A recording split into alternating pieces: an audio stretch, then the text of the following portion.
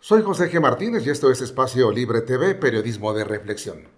Todos sabemos que Claudia Sheinbaum Pardo es la presidenta de México, pero quizá no todos sepamos cómo ha sido su vida, cuáles son sus pasiones, cuáles son sus orígenes, cómo fue su niñez, cómo fue su adolescencia y cómo es que se involucró en la política mexicana. Claudia Sheinbaum Pardo nace el 24 de marzo de 1962 en la Ciudad de México.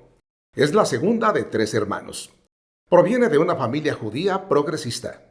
Es hija de Carlos Sheinbaum Joselevic, ingeniero químico y profesor universitario, y de Annie Pardo Semo, científica, profesora universitaria especializada en física y ganadora del Premio Nacional de Ciencias 2022. Claudia Sheinbaum Pardo creció en el barrio de Tepito. Vio cómo sus padres formaron parte de las protestas estudiantiles de 1968, cuando apenas tenía 6 años de edad. Su formación y su convicción son verdaderamente de izquierda.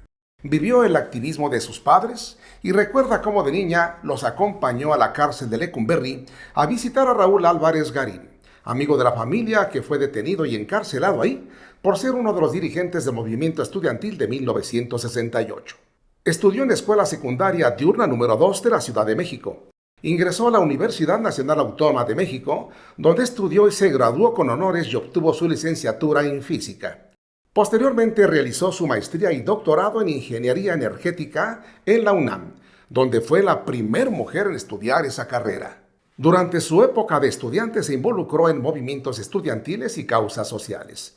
En 1986, se opuso a las reformas educativas propuestas por el gobierno de Miguel de la Madrid Hurtado. Este movimiento buscaba defender la autonomía universitaria y oponerse a las políticas neoliberales que afectaban a la educación pública en ese momento. Claudia Sheinbaum Pardo también se desempeñó como líder de la Federación de Estudiantes Universitarios, que agrupaba a estudiantes de diversas facultades de la UNAM. Ahí promovió la participación estudiantil en la política universitaria y defendió los derechos de los estudiantes. La participación de Claudia Sheinbaum en los movimientos estudiantiles influyó significativamente en su formación política posterior. Su experiencia de lucha en el ámbito estudiantil la comprometió ideológicamente a favor de la justicia social y de la preparación para su futuro dentro de la política mexicana. Fue ganadora junto a un equipo del Premio Nobel de la Paz. Su primer pasión fue la ciencia y después la política. En su casa, en su seno familiar, se hablaba esencialmente de 2 temas, la ciencia y la política. Así creció y así se formó. Ha roto los moldes y ha derribado las barreras que durante siglos detuvieron a las mujeres para avanzar en un mundo de igualdad de circunstancias. Fue la primer mujer en estudiar ingeniería energética en la UNAM. Fue la primer mujer en ser jefa de gobierno de la Ciudad de México. Y ahora es la primer mujer en ser la presidenta de México. Saben que durante muchos años de mi vida me dediqué no solo al estudio, sino a la defensa de la soberanía energética, quizá desde el 92, que vinieron las primeras reformas a la ley del servicio público de energía eléctrica. Después, en el año 99, cuando Zedillo quiso privatizar la electricidad, escribimos diversos artículos entonces con Víctor Rodríguez Padilla y un gran ingeniero nacionalista, reconocido nacional e internacionalmente, que ya falleció, el ingeniero Viqueira, Jacinto Viqueira. Después, el periodo de 2000 a 2006, aunque era secretaria de Medio Ambiente con el presidente, entonces jefe de gobierno en la ciudad, que también desde la ciudad defendimos el sector eléctrico. En el 2008 con las Adelitas del Petróleo, que coordinamos aquel movimiento de brigadas de mujeres para defender la ofensiva privatizadora de Calderón. Después, en el 2013, que vino esta reforma tan regresiva de Peña, donde el objetivo era privatizar todo, que además ni siquiera funcionó. Era un sentido ideológico y ordenado desde el exterior. En aquella época hubo movilizaciones en la Cámara de Senadores primero. Ya se había firmado el Pacto por México, donde pues todos los partidos políticos habían firmado la entrega, y entonces empezaba a formar Morena. Todavía era una asociación civil. Fue la época en que al presidente López Obrador le dio el infarto justo.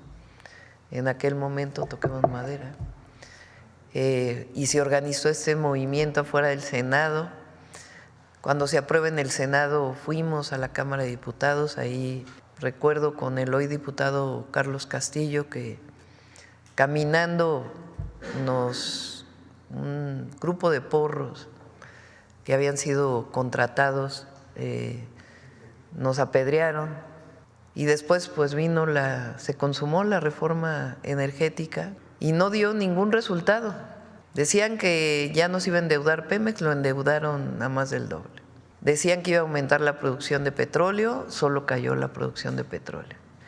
En la electricidad dijeron que gracias a eso iba a mejorar Comisión Federal de Electricidad, pero Comisión Federal de Electricidad dejó de producir electricidad hasta convertirse prácticamente en el 15% de todo el mercado eléctrico o de toda la generación. Hasta que llegó en el 18 el presidente López Obrador, se fortaleció Pemex, Comisión Federal de Electricidad, se buscó el cambio constitucional, no se logró en aquel entonces, se hizo un cambio a la ley de energía eléctrica para establecer el 54%, se aprueba la ley y la Corte la echa para atrás prácticamente en todos sus incisos, hasta ahora que en el 2024 el pueblo de México toma la decisión de votar por no solo la presidencia, sino también por la mayoría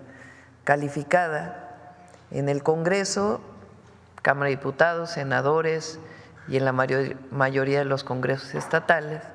Viene esta reforma constitucional y ahora pues estas nuevas leyes que sustituyen por completo a las leyes de la reforma del 2013 y establecen un esquema de fortalecimiento de la empresa pública y al mismo tiempo deja participación privada, ordenada, transparente, sin los mecanismos de antes, cuyo objetivo era privatizar absolutamente todo. El tema da para mucho más y en posteriores contenidos seguiremos hablando sobre quién es Claudia Sheinbaum Pardo. Tu like, tus comentarios y que nos compartas hacen posible que sigamos en comunicación contigo.